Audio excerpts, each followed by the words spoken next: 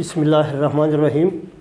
Dear students, इससे पहले हमने न्यूक्लियर फोर्स के बारे में बात की थी कि न्यूक्लियर फोर्स जो है किस तरह अराइज होता है। न्यूक्लियस के अंदर तो इलेक्ट्रोस्टैटिक फोर्स है जो कि रिपल्सिव है क्योंकि प्रोटॉन है, और इलेक्ट्रोमैग्नेटिक फोर्स है यानी उसके दरमियान तो अट्रैक्टिव मासेस के दरमियान न्यूट्रॉन के दरमियान।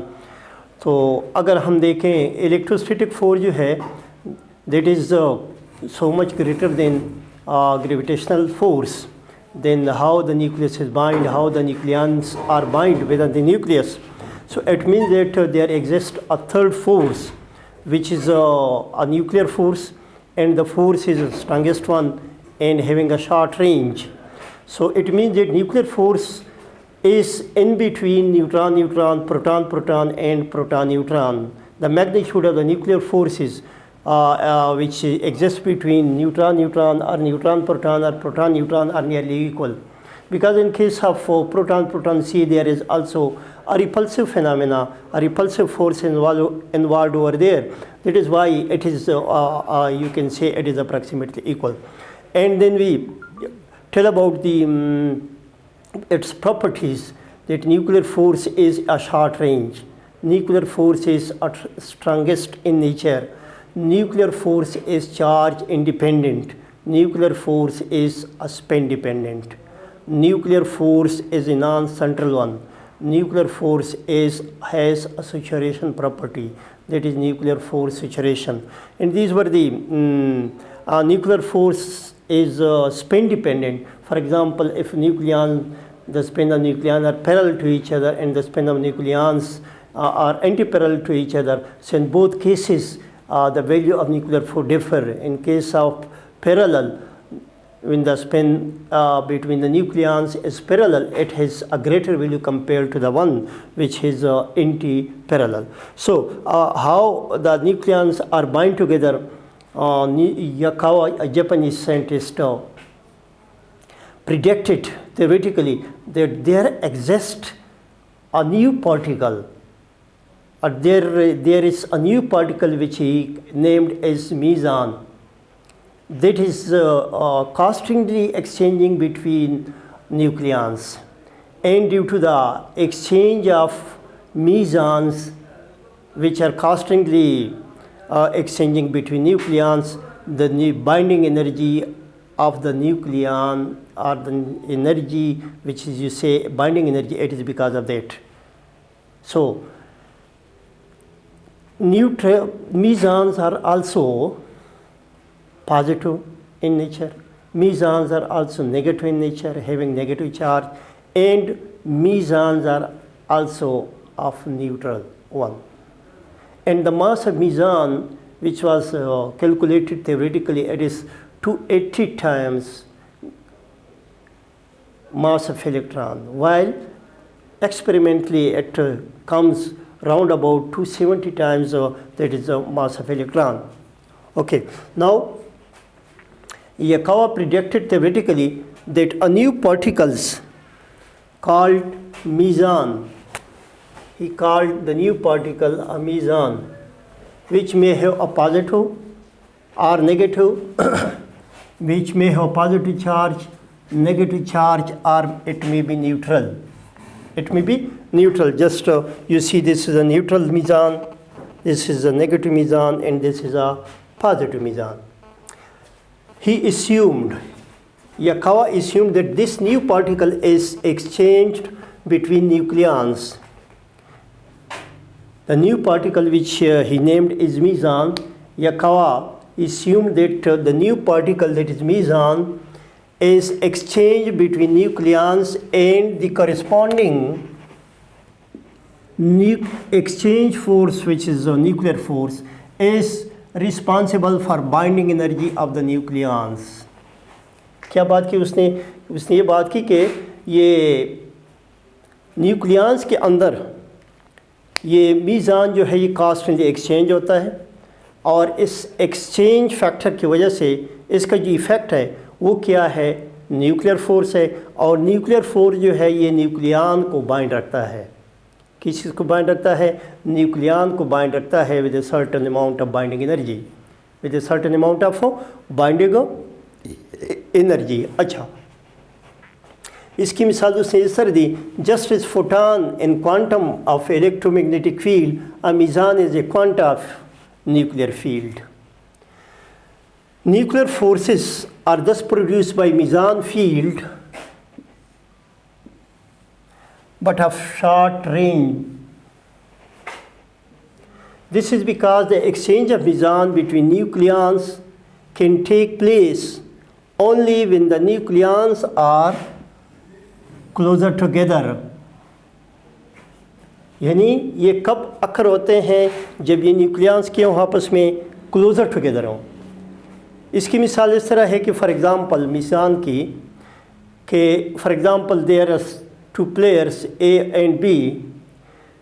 प्लेयर ए जो है that throws a ball and the player B catch it. Similarly player B throw a ball and the player A catch it. So there is a constant exchange of the ball between the player A and B, between the player A and B. Similar is the case with the nucleons. And the nucleons are in between two nucleons. There is a constant exchange of meson, and this constant exchange of meson give us an exchange force, and that force is a nuclear force, and that nuclear force bind the nucleons. Or that nuclear force gives us binding energy which bind the nucleons. So in this case you see here that this is because the exchange of meson between nucleons can take place only when nucleons are closer together. अगर ये nucleons जो है if they are not closer together, what will happen? Otherwise the principle of conservation of energy will be violated. There will be violation of principle of conservation of energy because meson has its own rest mass.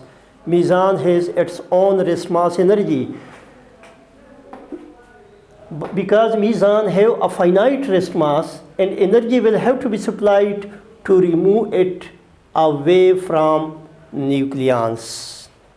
यानी आपने क्या करना होगा? अगर आप देखें, अगर एक को न्यूक्लियंस जो है, अगर ये मीज़ान का मास 270 टाइम मास ऑफ इलेक्ट्रॉन के बराबर है, तो एक को उसको क्या करता है, इजेक्ट करता है, दूसरा उसको एब्ज़ॉर्ब करता है, फिर दूसरा जो है वो इजेक्ट करता है, फर्स्ट उसको क्या कर जाता है, एब्ज़ॉर्ब कर जाता है। तो एब्ज़ॉर्प्शन केस में अगर इसका मास इतना ज़्यादा है तो आप अगर देखें there occur no effect on the mass of nucleons, that is on the mass of neutron or the mass of proton or the mass of proton or proton. मास वही के वही होते हैं, मास वही के वही होते हैं। तो इससे मुराद ये कि एनर्जी एक्सचेंज जो है बहुत तेज़ होता है।